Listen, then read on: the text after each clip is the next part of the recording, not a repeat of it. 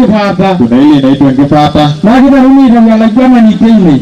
Hapo ndio inaanza kuteuliwa chiefly wa vijana wameiva kwa heshima. Mama Peris rangai na wajingi teira rogu mpauli. Bebe kizinga kidongi. Anataka tumpapu yenyu. Tukani na hama na panikanara. Alinaraka nwarena. Madam Peris anasema utusikize. Nikiwa melabila kushaka sare leo wakaya. Wazee mbunge ni anafanya na mbunge na ni mwenye boma. Nenda barma wala shesho gengene ngorumwa. Ni Wamasai anasema ndama tundu inaweza rudisha ng'ombe. Leo unaenda sare ngara gara Mungu na ibanda sana mwenye. Anasema ukipenda watoto sana uchukie mzee. Hilo ni nzuri. Kuna wale ambao unatoshana na wao. Hili sika funga waje. Anasalimia kila mtu ambaye ako kwa boma. Habari yenu? Anajipanga kwenda kugraduate. Anasema amjambo. Hadi ndio karibu ile. Anasema karibuni. Wale ranga na inena akajole seraya. Ajinara alegone minalo. Ashera. Ala ku. Aranga no ana vidende. Ya nato. Rano leka paigia mzee kana kitu. Sawa. Sababu habari yenu wote? Kitawanyika. Era nagere nebu. Bado tuko na mahali ambayo unataka wageni. Bora ngai jani na. Naambia komiti wajipange. Ore tara modola jo manyata na ngamanda sa kweli. Ukitoka Manyata kwenda nyumbani unapokelewa vijana tohara. Nevi enyewe tunaweka kwa kichwa. Nevi kwa kichwa bora nani hii bomba tuko. Na it's very sad. It's very sad of course that parliament could not achieve on time putting down what is constitutionally required about the 2/3 gender rule. But I think it is also extremely unfortunate if the CJ Maraga does not appreciate the dynamics that are in this country and also the challenges that are there in our communities, that our women are still coming up, our youth are still coming up in terms of going into elective seats. What we would urge is that Parliament finds a way to progressively achieve the gender rule. Yes. So for me, that is my position, that progressively it must be achieved, but let us give Parliament time because there is a lot of dynamics and challenges in terms of this rule. Because Kenyans cannot also be forced. You know, women must present themselves to the electorate. All the women are encouraged to go for elective seats. I went for an elective seat. Rosa Buyu went for an elective seat. Mheshimiwa Wanga went for an elective seat. So we encourage Kenyan women to come out and contest. Women parliamentarians. This is the constitution moment we've been talking about.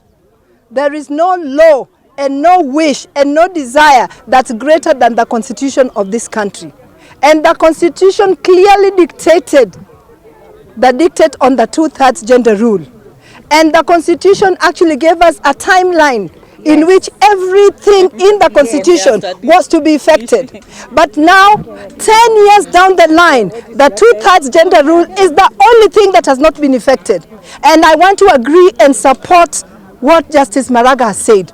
I'm saying that because it is like women of Kenya can turn to nobody, to absolutely nobody, except the rule of law. And it is upon Justice Maraga to actually uphold the constitution of this country on behalf of the weaker sex and the weak people and the vulnerable people who are not able to benefit from everything that Kenya has to offer. And we are not saying that women cannot contest. Women can contest, and some have contested and actually won single constituency seats. Some have also contested and won in the Senate. Some have also contested and won in the women position. But what we are saying is the 2/3 gender rule, if we are going to respect the constitution, must be respected. And I want to applaud Justice Maraga for what he has done.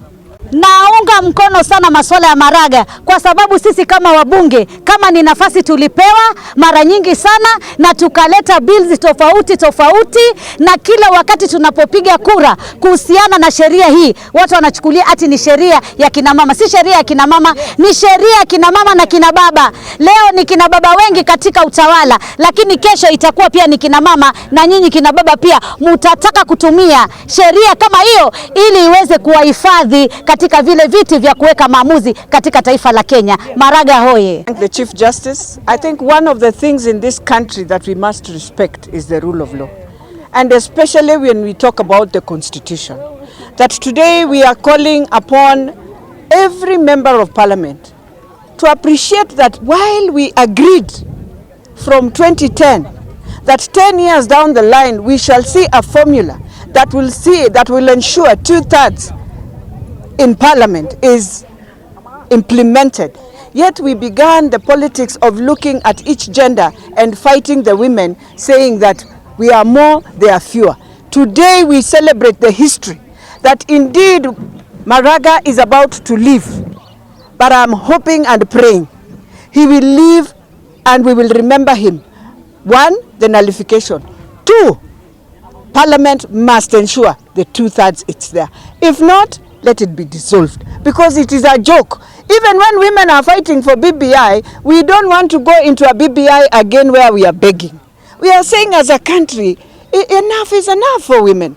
That we have run a journey, walked a journey, spoke a journey on issues of men and women. Then when it comes just on decision making, women now become an item to be discussed. I think for now, I am supporting Maraga, and we are saying as women, let Parliament ensure we have 2/3 or be dissolved, or tell us in which process, or support BBI the whole country for us to get this agenda done once and for all as we celebrate 10 years of the Constitution. Has said that Parliament be resolved for not attaining the 2/3 gender rule. Maraga is standing on the right side of history. Yes. Why? Yes. Because we are celebrating 10 years of Katiba. Yes. Every other provision, every small provision, including land, including, think about it, equality, every other provision has been implemented by a law, except the 2/3 gender rule. And not to say that we have had 4 Duale bills since the last Parliament. We have taken our male colleagues even to dinner, to dance. We have jumped, we have screamed, we have cajoled, we have bembelezed. Nothing has brought us results. If dissolving Parliament is going to bring us the result, then so be it. But the other thing I want to say, this is the reason we as women are supporting the BBI process. Yes. Because this is yet another constitutional moment, and we do not want it to pass us as women. What we want to have in this constitutional moment is not for the constitution yet again to say that Parliament will enact. Yeah. This constitution, this time, we wanted to say that there will be so many members of Parliament, there shall be this number of members of Parliament who shall be not of the same gender. Yes. So the constitution must finish the job. Yes. The constitution should not leave the job to the 13th Parliament in the BBI process. And us, we are big supporters of BBI. But we are supporting BBI on condition that it covers the issues of the women, equality of the women, including the 2/3 gender rule.